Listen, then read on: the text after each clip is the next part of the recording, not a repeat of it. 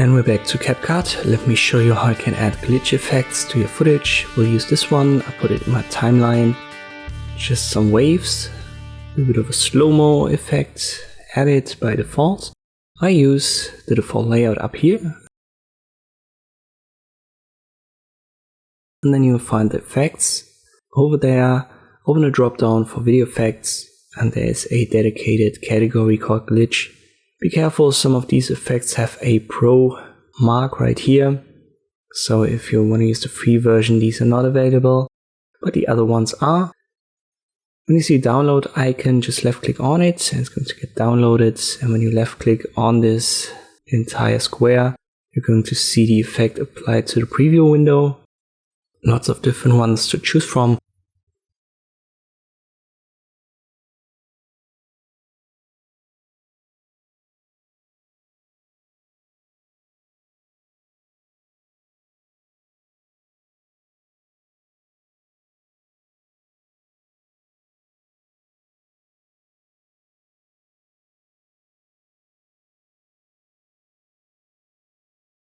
Let's just pick one that we like.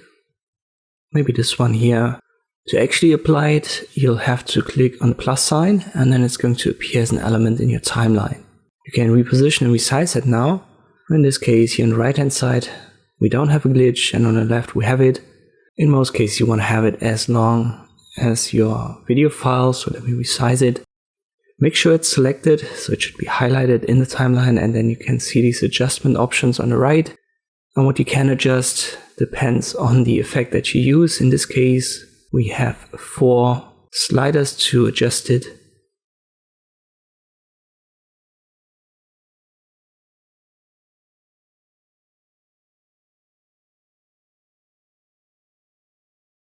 But if I use a different one, so let me delete this and I add maybe a more simplistic glitch effect. This one right here, it has 3 options to adjust it.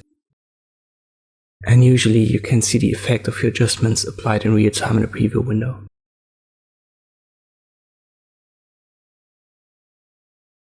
And that's how easy it is to add a glitch effect to your footage using CapCut. I hope this video was helpful, thank you for watching, and I'll see you next time.